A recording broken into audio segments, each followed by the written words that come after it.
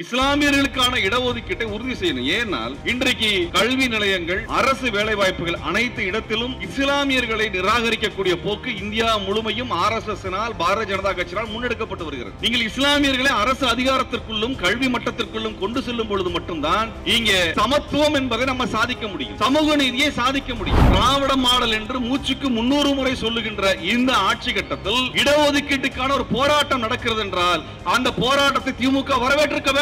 இது எந்த வகையில இந்த கோரிக்கை திராவிடத்திற்கு எதிரானது, தந்தை பெரியாருக்கு எதிரானது, அறிஞர் அண்ணாவிற்கு எதிரானது, அல்லது திமுகவினுடைய சமூக நீதி கொள்கைக்கு எதிரானது? EWS என்று சொல்லப்படுகின்ற உயர் சாதிகளுக்கான இடஒதுக்கீட்டை எந்த உயர் சாதிக்காரனாவது வீதியில் நின்று இப்படியாக போராட்டத்தை நடத்தி பெற்றானா? நான் திமுக அரசு கேட்க விரும்புறேன். இந்த பிஜேபி கார ஆட்சிக்கு வந்த உடனே கொலை குற்றம் செய்த RSS கும்பலை, குண்டு வைத்த RSS கும்பலை, குற்றவாளிகளை சிறையில் இருந்து விடுதலை செய்து விடுகின்றான். அவனது இயக்கத்தவரை காப்பாற்றி விடுகிறான். ஆனால் எந்த குற்றச்சாட்டும் இல்லாமல் நீண்ட காலமாக சிறையில் இருக்கக்கூடியவர்கள், விசாரணை கைதியாக இருக்கக்கூடிய இஸ்லாமியர்களை விடுதலை செய்ய வேண்டும் என்ற பொறுப்புணர்ச்சி ஏன் திமுகவிற்கு வரவில்லை? இஸ்லாமிய சிறைவாசிகள் விடுதலை பண்ண ஆட்சியை கலைச்சிருவாங்களா? கலைச்சு பார்க்கணும். ஒட்டுமொத்த தமிழ்நாடும் உங்கள் பின்னால் இருக்கும். முதல்வர் அவர்களே, ஒட்டுமொத்த தமிழ்நாடும் உங்கள் பின்னால் நிற்கும். இந்த இஸ்லாமிய சிறைவாசிகள் விடுதலைக்கு ஒட்டுமொத்த சமூக ஆதரவும் இருக்கிறது. வெறுமன இஸ்லாமிய சமூகம் மட்டும் அதை ஆதரிக்கிறதாக நினைத்துக் கொள்ளாதீர்கள். ஒட்டுமொத்த தமிழ்நாட்டினுடைய ஆதரவும் இருக்கிறது. 2 வரலாற்று சிறப்புமிக்க கோரிக்கைகளையும்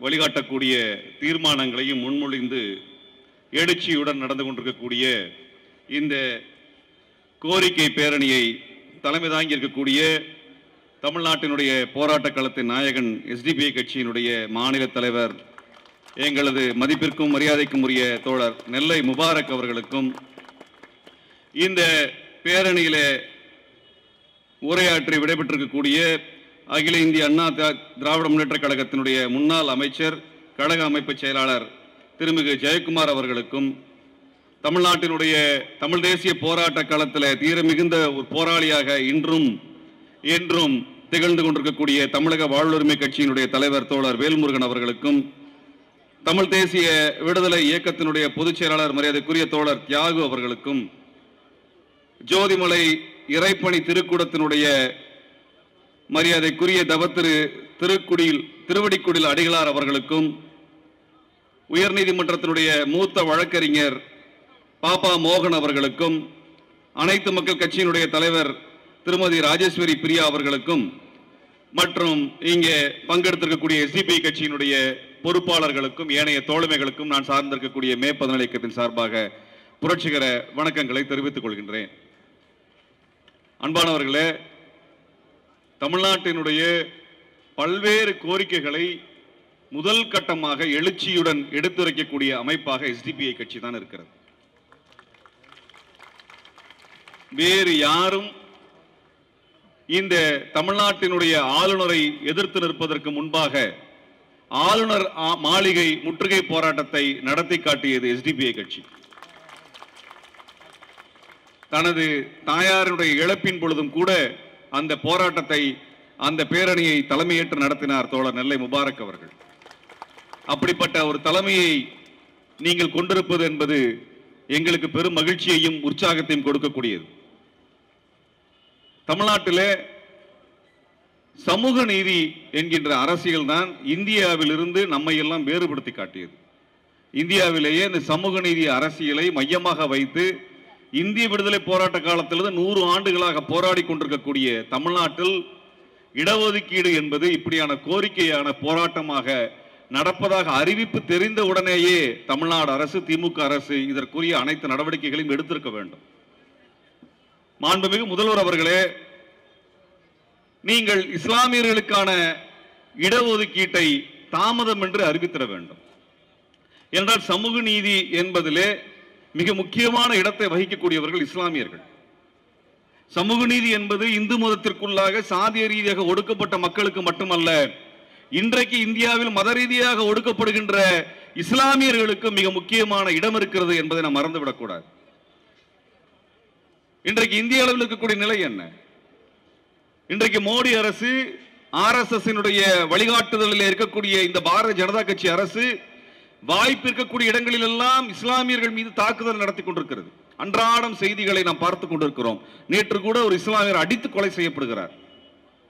இப்படிப்பட்ட ஒரு கொடூரமான பாசிச அரசாக இருக்கக்கூடிய இந்த மோடி அரசுக்கு பாடம் கற்பிக்கின்ற வகையிலே தமிழ்நாடு அரசு ஒரு முன்னணி அரசாக இருக்க வேண்டும். அப்படியாகத்தான் நீங்கள் தேர்ந்தெடுக்கப்பட்டு ஆட்சிக்கு வந்தீர்கள். நீங்கள் ஆட்சி அதிகாரத்தை கைப்பற்றுவதற்கு இஸ்லாமியர்கள் மிகப்பெரிய பங்கை வகித்தார்கள். மிகப்பெரிய போராட்டங்களை அன்றைய அதிமுக பாஜக கூட்டணி அரசுக்கு எதிராக நடத்தி காட்டியவர்கள் இஸ்லாமியர்கள். தமிழ்நாடு முழுவதும் சிஏஏ போராட்டத்தின் மூலமாக ஒட்டுமொத்த தமிழ்நாட்டையும் எழுச்சியுற செய்தவர்கள் இஸ்லாமியர்கள். அப்படிப்பட்ட ஒரு மக்கள் எழுச்சி போராட்டம் தான் தமிழ்நாட்டிலே திமுக ஆட்சிக்கு வருவதற்கான அடித்தளத்தை உருவாக்கி கொடுத்தது.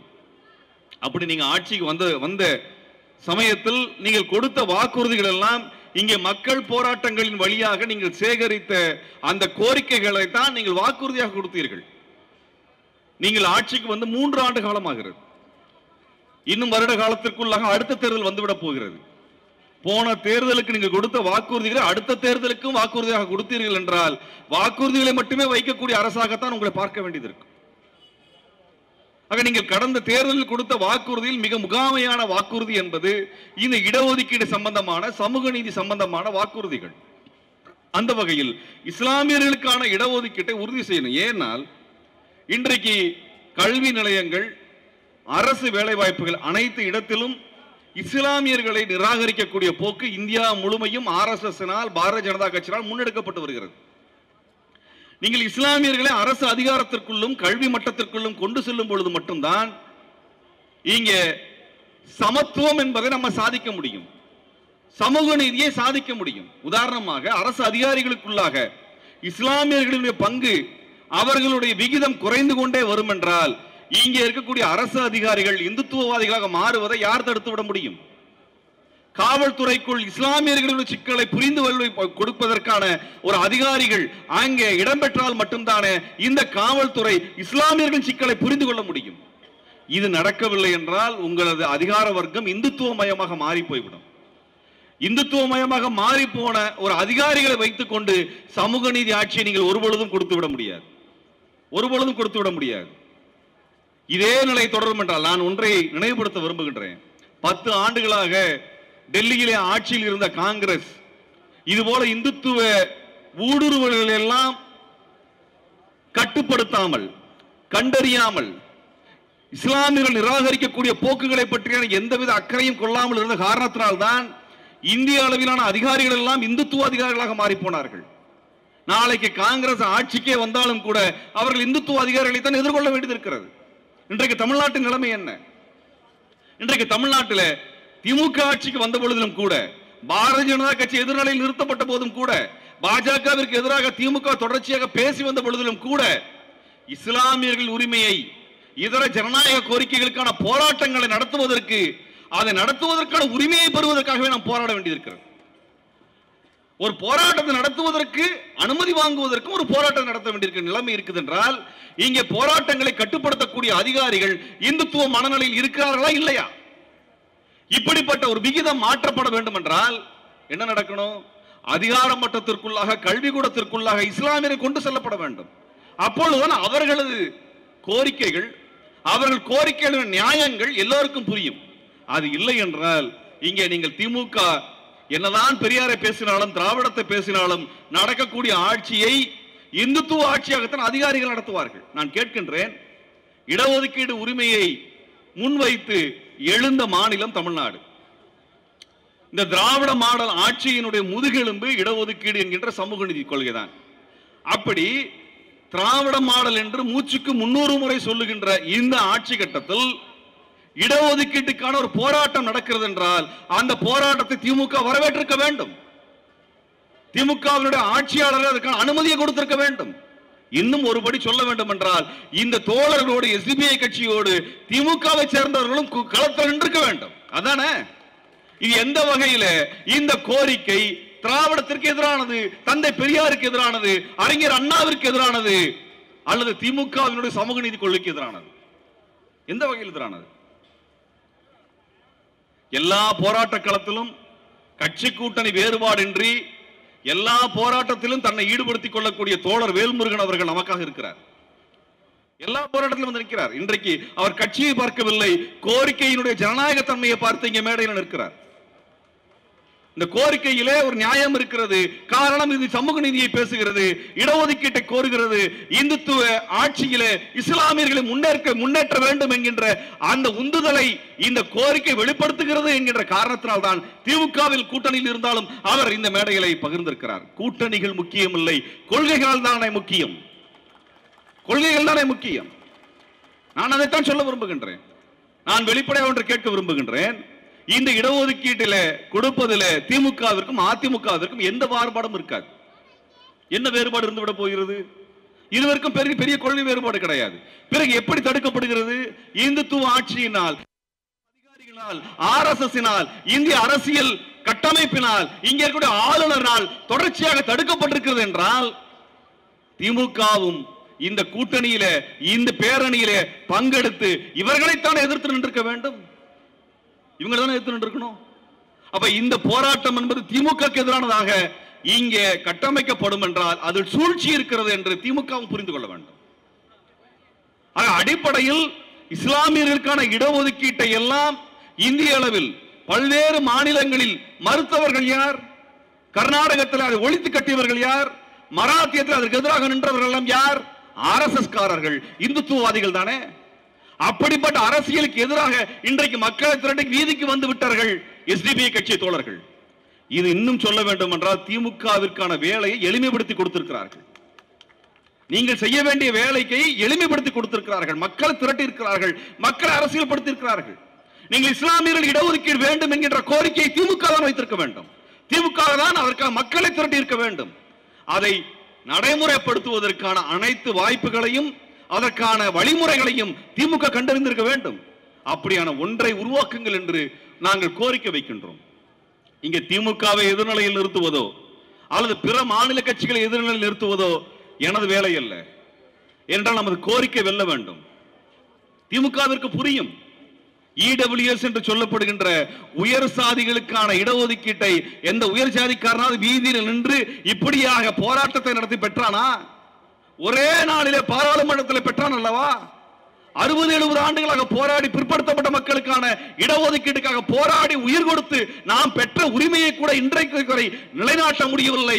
ஆனால் இடபிள்யூஎஸ் என்று சொல்லப்படுகின்ற உயர் சாதிகளுக்கான இடஒதுக்கீடு என்பது யாரும் கேட்காமல், யாரும் போராடாமல், எந்த கோரிக்கையை முன்வைக்காமல் பாராளுமன்றத்தில் ஏக மனதோடு நிறைவேற்றப்பட்ட இந்த இந்தியாவிலே, இந்த இந்துத்துவ அரசிலே அதை எதிர்த்து நிற்கக்கூடிய முழக்கமாக முஸ்லிம்களுடைய இடஒதுக்கீடு தான் அமையும். அதைத்தான் சாதிக்க வேண்டும். அதைத்தான் திமுக அரசு சொல்ல வேண்டும். அனைத்து கட்சியை கூட்டுங்கள். இஸ்லாமியர்களுடைய இடஒதுக்கீட்டுக்கான நியாயத்தை திமுக அரசு முன்மொழிய வேண்டும். அதை சாதித்து காட்டுங்கள். நாங்கள் எல்லோரும் கட்சி கடந்து, இயக்கம் கடந்து நாங்கள் பின்னே அணிதிரள தயாராக இருக்கின்றோம். இது ஒரு கட்சியினுடைய கோரிக்கையாக எஸ்டிபிஐ முன்னெடுக்கவில்லை, ஒரு சமூகத்தினுடைய கோரிக்கையாக, வஞ்சிக்கப்படக்கூடிய மக்களுடைய கோரிக்கையாக முன்னெடுத்திருக்கிறது. ஆக தோழர்களே, ஒரு வரலாற்று சிறப்பு மிக்க போராட்டத்தில் நாம் எல்லாம் பங்கெடுத்துக் கொண்டிருக்கிறோம். அப்படிப்பட்ட போராட்டத்தை எஸ்டிபிஐ கட்சி ஒருங்கிணைத்துக் கொண்டிருக்கிறது என்பதிலே நாம் பெருமை கொள்வோம் தோழர்களே, நாம் பெருமை கொள்வோம். இது கட்சி எம்எல்ஏ பதவி, எம்பி பதவி வாங்குவதற்காக நடத்தப்படுகின்ற போராட்டமா கூட்டமா அல்ல. இது தேர்தல் காலகட்டமும் அல்ல. இதை வைத்துக் கொண்டு அரசியல் செய்வதற்காக எஸ்டிபிஐ கட்சி இந்த நிகழ்ச்சியை நடத்தவில்லை. மாறாக இந்த சமூக மக்களுடைய குரலாக இந்த கோரிக்கை முன்வைக்கப்படுகிறது. இன்றைக்கு தமிழ்நாட்டிலே இந்த கோரிக்கையை அனைத்து கட்சியும் ஏகமனதாக முன்னெடுக்க வேண்டும் என்பதை இந்த மேடையின் வாயிலாக தமிழக முதல்வர் அவர்களுக்கு நான் தெரிவித்துக் கொள்ள விரும்புகின்றேன். அதே போலத்தான் இஸ்லாமிய சிறைவாசிகள் விடுதலை. இன்றைக்கு இந்த சிஏஏ போராட்டத்தில் பங்கெடுத்ததற்காக பொய் வழக்கில் 5 ஆண்டுகளாக சிறையில் இருக்கிறார்கள். உமர் காலித் உள்ளிட்ட, சர்ஜில் இமாம் உள்ளிட்ட எத்தனை பேர் சிறையில் இருக்கிறார்கள். காரணம் என்ன? உயர் நீதிமன்றமும் உச்ச நீதிமன்றமும் அவர்களை வஞ்சித்துக் கொண்டிருக்கிற குற்றச்சாட்டுகளை மூத்த வழக்கறிஞர்கள் தொடர்ச்சியாக பதிவு செய்து கொண்டிருக்கிறார்கள். ஆனால் அவர்களுக்கு பிணை கிடைக்கவில்லை. 5 ஆண்டுகளாக பிணை கிடைக்கவில்லை. இப்படிப்பட்ட அரசியல் நிலை தான் தமிழ்நாட்டிலும் இருக்க வேண்டுமா? தமிழ்நாட்டில் இஸ்லாமிய சிறைவாசிகள் விடுதலை செய்வதில் எது தடுக்கிறது திமுகவிற்கு? என்ன பிரச்சனை? ஒட்டுமொத்த இஸ்லாமிய மக்களும் உங்கள் பின்னால் அணிதிரண்டு நின்றார்களே, உங்களுக்காக வாக்களித்தார்களே, உங்களுக்காக பரப்புரை மேற்கொண்டார்களே, உங்கள் போராட்டங்களில் பங்கெடுத்தார்களே, உங்கள் கட்சி வெற்றி பெற வேண்டும் என்று விரும்பினார்களே, அதற்காக பிரச்சாரம் செய்தார்களே, அந்த மக்களினுடைய எளிய கோரிக்கை. இஸ்லாமிய சிறைவாசிகள் விடுதலைங்கிறது நம்ம எல்லாருடைய குடும்பம் சம்பந்தப்பட்டதல்ல, நமது சுயமரியாதை சம்பந்தப்பட்டது, நமது உரிமை சம்பந்தப்பட்டது. இஸ்லாமிய மக்களை குற்றவாளிகளாக காட்டிக்கொண்டே இருக்க வேண்டும் என்பதற்காகத்தானே அவர்கள் நிரந்தரமாக சிறையில் வைத்திருக்கிறீர்கள். வேற என்ன காரணம்? வேற என்ன காரணம் இருக்க முடியும்? நான் திமுக அரசு கேட்க விரும்புறேன். இந்த பிஜேபி காரன் ஆட்சிக்கு வந்த உடனே கொலை குற்றம் செய்த RSS கும்பலை, குண்டு வைத்த RSS கும்பலை, குற்றவாளிகளை சிறையில் இருந்து விடுதலை செய்து விடுகின்றான். அவனது இயக்கத்தவரை காப்பாற்றி விடுகிறான். ஆனால் எந்த குற்றச்சாட்டும் இல்லாமல் நீண்ட காலமாக சிறையில் இருக்கக்கூடியவர்கள், விசாரணை கைதில் இருக்கக்கூடிய இஸ்லாமியர்களை விடுதலை செய்ய வேண்டும் என்ற பொறுப்புணர்ச்சி ஏன் திமுகவிற்கு வரவில்லை? பாஜகவிற்கு இருக்கக்கூடிய அந்த பாசம், தனது சங்கிகளை காப்பாற்ற வேண்டும் என்கின்ற கொள்கை பிடிப்பு, இந்த சிறுபான்மை மக்கள் நம்மளுக்கு ஆதரவாக இருக்கிறார்கள், ஜனநாயகத்தினுடைய குரலாக இருக்கிறார்கள், இவர்களை பாதுகாக்க வேண்டும் என்கின்ற அந்த கடமை உணர்ச்சி ஏன் திமுகவிற்கு வரவில்லை? எது தடுக்கிறது? இந்த கேள்விதான் இஸ்லாமிய சிறைவாசிகளை குறித்த கேள்வியில் ஒவ்வொரு முறையும் எழுப்பப்படுகிறது. ஆனால் இதுவரை பதிலளிக்கவில்லை. இதுதான் முகாமையானது. இப்படி இஸ்லாமிய மக்களை நீங்கள் கைதூக்கி விடுவதும், இஸ்லாமிய மக்கள் மீது நிகழ்த்தப்படுகின்ற அடக்குமுறைக்கு துணிந்து பதில் சொல்லக்கூடிய ஒரு முதல்வராக நீங்கள் முன்னுக்கு நிற்க வேண்டும் என்பதுதான் எங்களது விருப்பம். அப்படிப்பட்ட ஒரு நிலையை உருவாக்க வேண்டும் என்பது எங்கள் அனைவருடைய கோரிக்கை. ஆனால் இது தொடர்ச்சியாக மறுக்கப்படும் என்றால் இதற்கு எதிரான போராட்டத்தை நாங்கள் கட்டி எழுப்பும் பொழுது பாரதிய ஜனதா கட்சியினுடைய கொள்கையை போலத்தான் உங்களது நிலைப்பாடும் இருக்கிறது என்கின்ற குற்றச்சாட்டை நாங்கள் வெளிப்படையாக வைக்க வேண்டியிருக்கிறது. அப்படிதான் வெளியே வைக்க வேண்டியிருக்கு. நான் கேட்கின்றேன், இஸ்லாமிய சிறைவாசிகள் விடுதலை பண்ண ஆட்சியை கலைச்சிருவாங்களா? ஆட்சியை கலைச்சிருவாங்களா? கலைச்சு பார்க்கட்டுமே. ஒட்டுமொத்த தமிழ்நாடும் உங்கள் பின்னால் இருக்கும். முதல்வர் அவர்களே, ஒட்டுமொத்த தமிழ்நாடும் உங்கள் பின்னால் நிற்கும். இந்த இஸ்லாமிய சிறைவாசிகள் விடுதலைக்கு ஒட்டுமொத்த சமூக ஆதரவும் இருக்கிறது. வெறுமன இஸ்லாமிய சமூகம் மட்டும் அதை ஆதரிக்கிறதாக நினைத்துக் கொள்ளாதீர்கள். ஒட்டுமொத்த தமிழ்நாட்டினுடைய ஆதரவும் இருக்கிறது. 7 தமிழர் விடுதலையின் பொழுது ஒட்டுமொத்த தமிழ்நாடு பின்னணியில் நின்றது, அவர்களுக்காக குரல் கொடுத்தது. அதே போலத்தான் இந்த இஸ்லாமிய சிறைவாசிகள் விடுதலை குறித்து, அந்த ஜனநாயக நியாயத்தை குறித்து ஒட்டுமொத்த தமிழ்நாடு புரிந்திருக்கிறது. இதையெல்லாம் மீறி உங்கள் ஆட்சியின் மீது எந்த சங்கி பயலாவது, எந்த பிஜேபி காரனாவது ஆட்சியை கலைத்து விட வருவான் என்றால் அதை துணிந்து எதிர்த்து ஒட்டுமொத்த தமிழ்நாடும் திரண்டு நிற்கும் என்பதை மறந்து விடாதீர்கள். நாங்கள் அவ்வளவு சீக்கிரம் விட்டு கொடுத்துட மாட்டோம். பிஜேபி தான் எதிரி என்று நாங்கள் என்றோ அறிவித்து விட்டோம். அந்த எதிரிக்கு எதிராக நீங்க திரண்டு நில்லுங்கள் என்று முதல்வரை பார்த்து கேட்கின்றோம். விடுதலை செய்யுங்கள். எது தடுக்கிறது? எவன் தடுத்து விடுவான்? இது நமது மண், இவர்கள் நமது மக்கள். இவர்கள் மீது எங்கோ டெல்லியில் இருந்து ஒருத்தன் ஆட்சி அதிகாரத்தை செலுத்திக் கொண்டிருப்பான் என்றால் அந்த அதிகாரத்தை உடைத்து நிற்பதற்கு நாம் அணிதிரள வேண்டுமா இல்லையா? எங்கோ டெல்லியில இருந்து, குஜராத்தில் இருந்து நமக்கு ஆணை போடுவானா? நாம் எதை செய்ய வேண்டும், எதை செய்யக்கூடாது என்று முடிவெடுப்பானா? மாநில அதிகாரத்தை பற்றி, மாநில சுயாட்சியை பற்றி இந்தியாவில் முதலில் பேசிய கட்சியான திமுக இதுல முன்னணியில் நின்று வழிகாட்டுதலாக இருக்க வேண்டுமா இல்லையா? நீங்கள் 3 ஆண்டு காலமாக தள்ளி போட்டது என்பது தவறு, வரலாற்று தவறு. முதல் கையெழுத்தாக இந்த இஸ்லாமிய சிறைவாசிகளை நீங்கள் விடுதலை செய்து இந்த பிஜேபி கூட்டத்திற்கு நாம் யார் என்று காட்டி இருக்க வேண்டும். என்ன செஞ்சிருவான்? என்ன செஞ்சிருவான்? ஆக முதல்வர் அவர்களே, இந்த அதிகாரிகளினுடைய பேச்சை எல்லாம் கேட்டுக்கொண்டு முடிவெடுக்காதீர்கள்.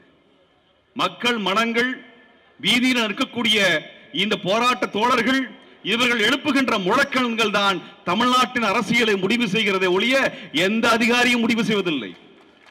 எந்த அதிகாரியும் முடிவு செய்வதில்லை. எந்த அதிகாரியாவது உங்களிடத்தில் வந்து இஸ்லாமியர்களுக்கு எதிராக அறிக்கை கொடுப்பார் என்றால் குறித்து வைத்துக் கொள்ளுங்கள், அந்த அதிகாரி தான் உங்கள் ஆட்சிக்கு வேட்டு வைப்பதற்காக வேலை செய்து கொண்டிருக்கிறார் என்பதை மறந்து விடாதீர்கள். அதிகாரிகளா உங்களை ஆட்சி கொண்டு வந்தார்கள்? வீதியில் இருக்கக்கூடிய நாங்கள் தான் ஆட்சி கொண்டு வந்தோம். எங்களுடைய குரலை நீங்கள் பிரதிபலிக்க வேண்டும் என்பதற்காக தான் ஆட்சி கொண்டு வந்தோம். அப்படிப்பட்ட ஆட்சியை எவனாவது கை வைத்து கலைப்பேன் என்று முயன்றான் என்றால் அவனுக்கு பதிலடி கொடுப்பதற்கு ஒட்டுமொத்த தமிழ்நாடும் திரண்டு எழுந்து நிற்கும் என்பதை மறந்து விடாதீர்கள். இது வெறும் திமுகவினுடைய பிரச்சனை அல்ல, தமிழனுடைய தன்மான பிரச்சனை என்பதாகத்தான் நாங்கள் முடிவெடுப்போம். தோழர்களே, இதைத்தான் முதல்வர் அவர்களுக்கு நான் சொல்லிக்கொள்ள விரும்புகின்றேன். ஆக இங்கே சாதாரணமா ஒரு 10 வருடத்திற்கு முன்பாக எங்களது போராட்டத்திற்கு எஸ்டிபிஐ கட்சியை அழைத்தால் அதிகாரிகள் என்ன சொல்லுவாங்கன்னா, உங்களுடைய ஈழ போராட்டத்துக்கு எதுக்குங்க இஸ்லாமியர்கள் அழைக்கிறீர்கள் கேட்பார்கள். நீங்கள் எதற்கு தலித்துகள் போராட்டத்திற்கு போகிறீர்கள், விவசாய போராட்டத்திற்கும் உங்களுக்கும் என்ன சம்பந்தம் என்று காவல்துறை அதிகாரிகள் எங்களுக்கும் சொல்லுவார்கள், அவர்களுக்கும் சொல்லுவார்கள். இஸ்லாமியர்களுக்கு எது ஈழ போராட்டத்தில் உங்களுக்கு என்ன வேலை, நீங்க எதுக்கு அங்கெல்லாம் போய் நிக்கிறீங்க, நீங்க எதுக்கு திருமுருகனோட நிக்கிறீங்கன்னு கேட்பாங்க. அப்பதான் உன்னை புரிஞ்சுக்கணும், நாமெல்லாம் ஒண்ணு சேர்ந்தா அவனுக்கு பிரச்சனையினால் நாமெல்லாம் ஒன்றாகத்தான் இருக்க வேண்டும். நாமெல்லாம் ஒன்றாக இருந்தால் அவனுக்கு சிக்கல் என்றால் அதை திரும்ப திரும்ப செய்து கொண்டுதானே நாம் இருக்க வேண்டும். அந்த அடிப்படையில் நான் சொல்றேன், இங்க எல்லாரையும் கூறு போடக்கூடிய அரசியலை வெள்ளைக்காரன் கற்றுக் கொடுத்திருக்கின்றான் இந்த அதிகாரிகளுக்கு. அந்த வெள்ளைக்காரன் கற்றுக் கொடுத்த யுக்திகளை நம் மீது செலுத்திக் கொண்டிருக்கிறான். இதற்கு முதல்வர் அவர்களே பலியாகி விடாதீர்கள். இந்த கோரிக்கையை நீங்கள் நிறைவேற்றுங்கள். இஸ்லாமிய சிறைவாசிகளை உடனடியாக விடுதலை செய்யுங்கள். அதுதான் இந்த சங்கிய அரசியலுக்கு எதிரான சமத்துவ அரசியல், சமூக நீதி அரசியல் என்கின்ற உங்களது முழக்கத்தை நியாயப்படுத்தும் என்பதை சொல்லி, இவர்களுடைய இடஒதுக்கீட்டுக்கு நீங்கள் உறுதியான ஒரு கூட்டணியை, அதற்கான ஒரு சந்திப்பை